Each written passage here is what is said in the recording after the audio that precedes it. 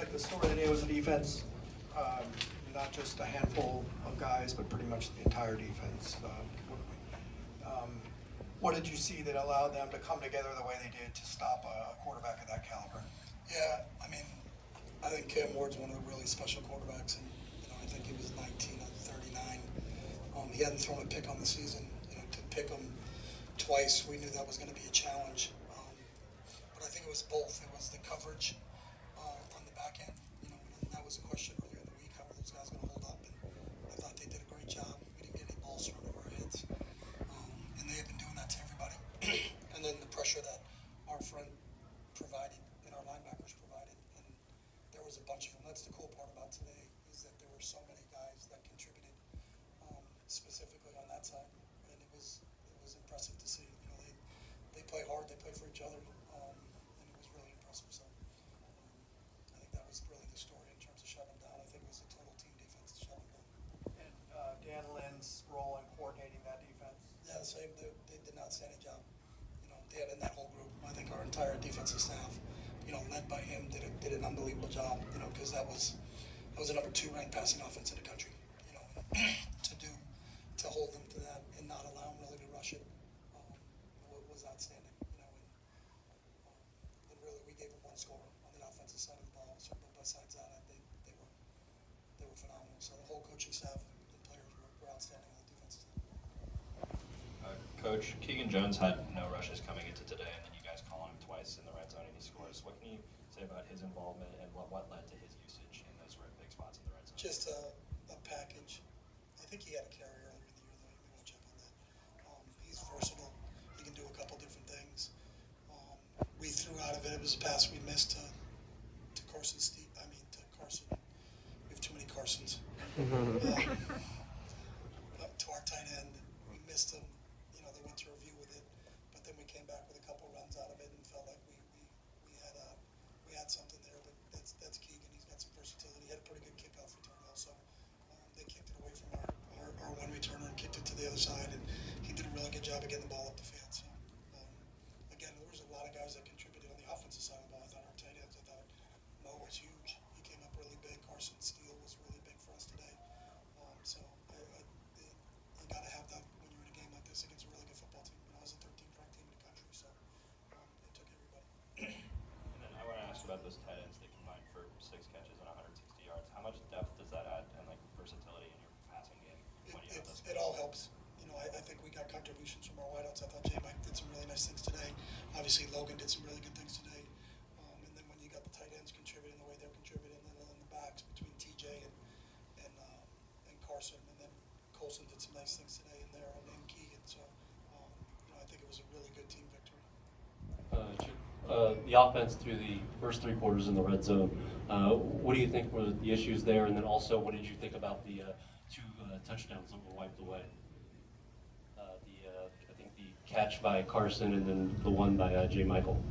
Yeah, we're not allowed to comment on that stuff, so I can't comment on that, unfortunately. But I'd love to, but I can't. So, they're a good football. We knew they were a good football team coming in, so we knew it wasn't going to be an easy deal.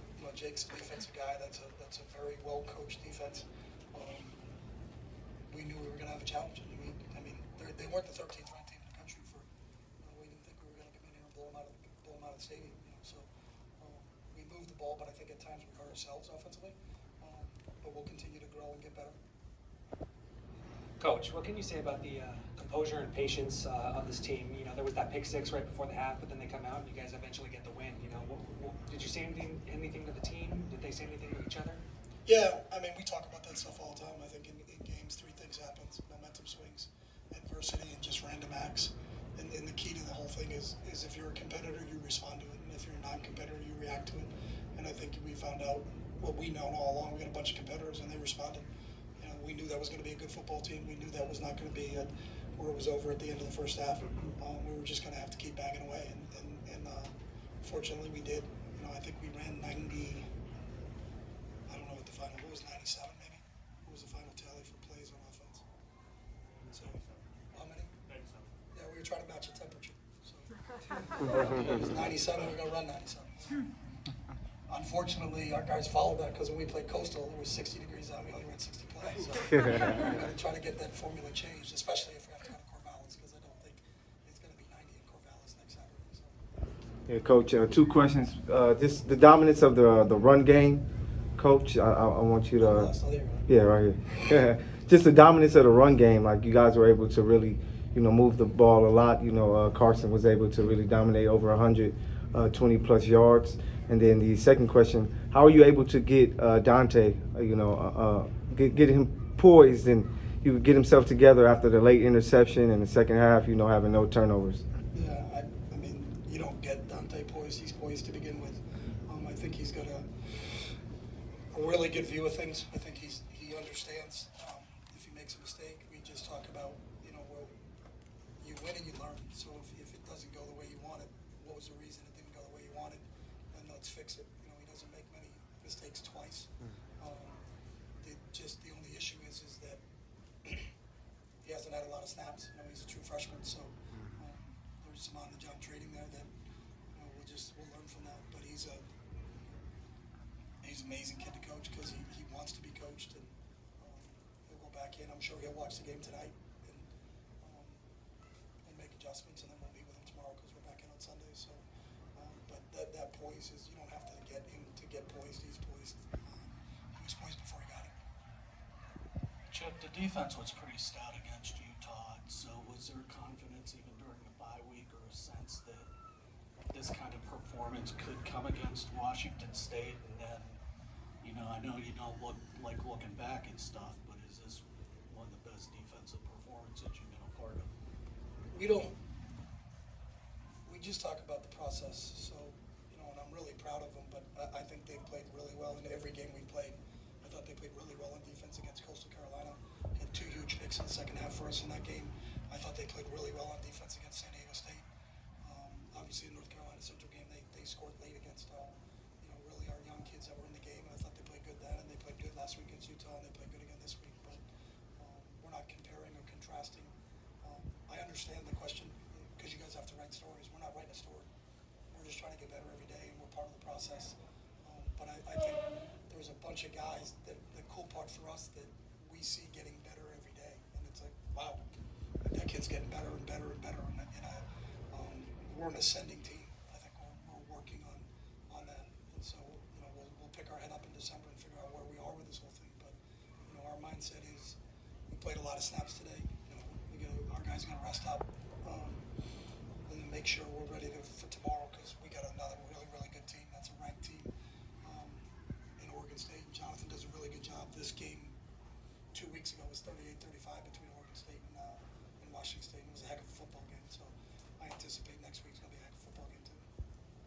Seemed pretty clear you were doing some things to help Dante, a lot of rollouts, quick passes. Did you adjust to help him, get in a rhythm with things like that? No. Again, everything we do is based upon what the defense does. So you could say, hey, man, we got to roll out. Well, if they got 6 guys blitzing off the outside on the right, rolling out into that's not a really good play. So they ran a lot of internal pressures.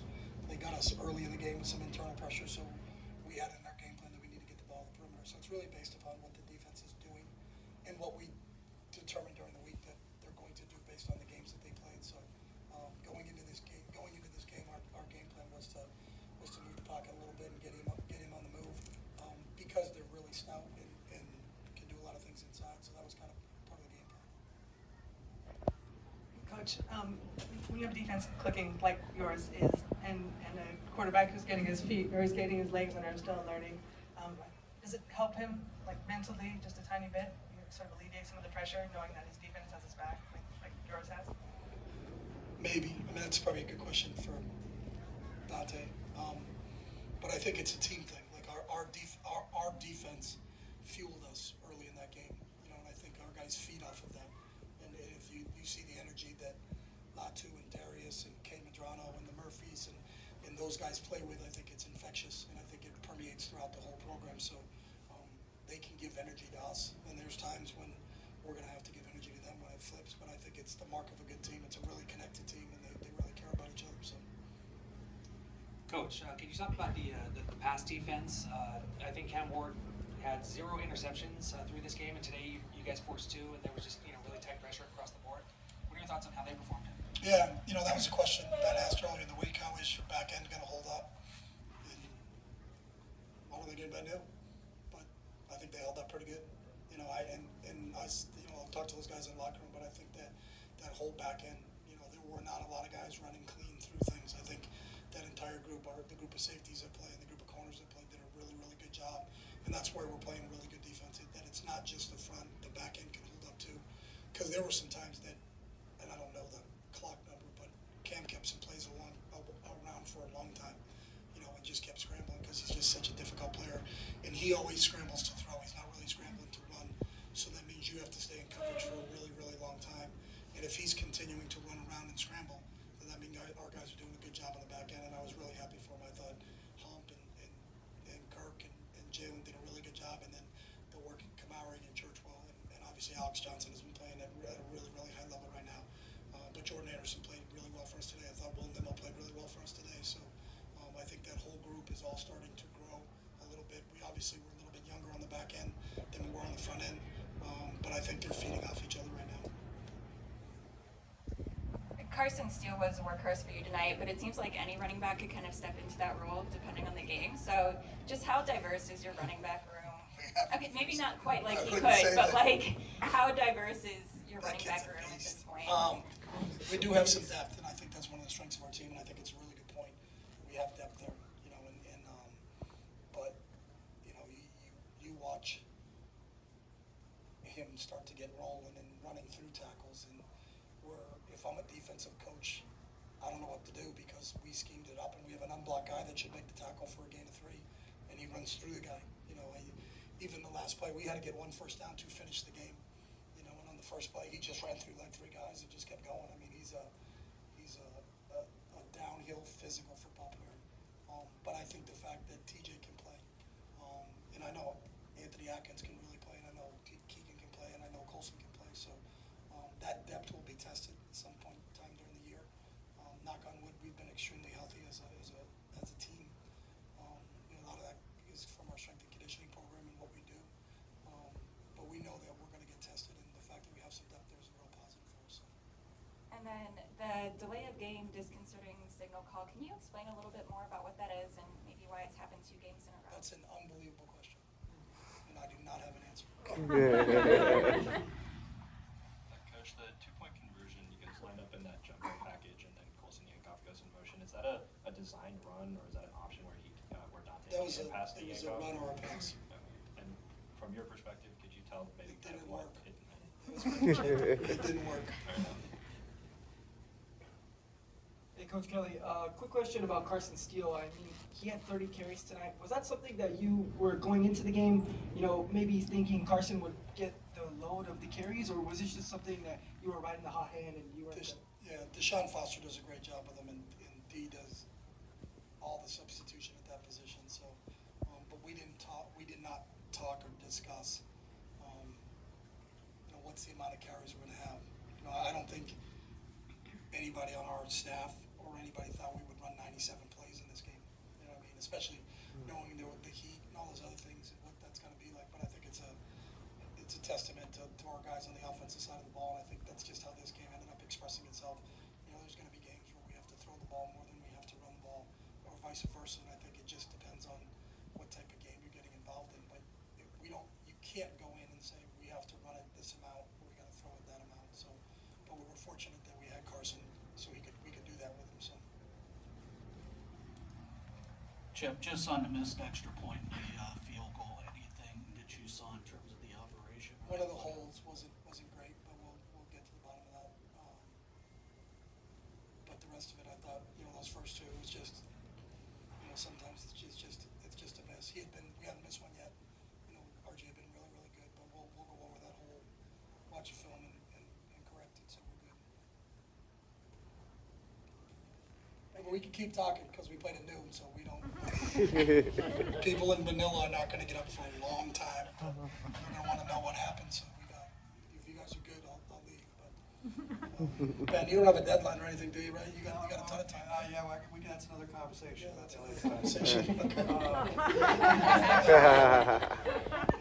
disconcerting thing, not the infraction part, but what's the rule? I really don't have a great answer for you. I'm not, I couldn't discuss it with you, but I don't. We've discussed it with the league office. It's up to the officials on game day on what they say, so, you're not allowed to mimic their snap count, and there is no snap count on a field goal, so I'm as confused as everybody else. Hey, Coach Kelly, one more question about the offensive play call. You said you were running 97 plays. As an offensive-minded coach, what's it like having to, dive deep into your playbook to come up with 97 effective plays in a game? I was gonna say, it's good to call 97 plays because you make a lot of mistakes, but I appreciate that you said we called 97 effective plays. It's just how the game expresses itself, and I think, I thought our coaching staff, there's a lot of talk on the sideline, and ultimately I call the play, but it's not, there was a lot of contributions, hey, we've done this, can we come back with this? Guys, saying, hey, when we do this, this happens good, that's a great idea. So just like it is on the defensive side of the ball, it's very, very collaborative on the offensive side of the ball, and, we have a great staff, Tim Drebno and Ryan Gunderson and Deshaun Foster and Jeff Ferris and Jerry do a great job. If everybody contributed, and that's the cool part about it, is that everybody had a big part in that. There were some calls that they made, like, hey, we should go to this. I wasn't even thinking of that. That's a great call. Let's come back and let's go there. So it was a good, I thought our staff on both sides did a really good job, especially with in-game adjustments today. Because when you play in a tight game like that, there's going to be a lot of in-game adjustments. And I thought both sides of the ball did a really good job of that. Coach, after the Utah game, you mentioned... I was joking about today. Yeah. I thought that was a good line to walk out the door. You mentioned having a moment with Kyle Whittingham about playing the last time against UCLA. Yeah. Was there any kind of moment about today about, maybe... I talked to Pat Chung a little bit. I think it's a travesty that Washington State's not in the conference. That to me is a joke. That's a really, really good football team in a school that's had a bunch of tradition.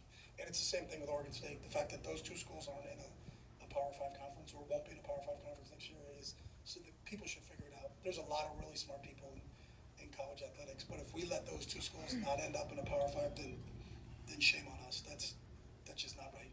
You're talking about two nationally ranked football teams that do it the right way, and I've got a ton of respect for both of those programs, and I hope things work out for them because they deserve to play football at the highest level because they can play football at the highest level. So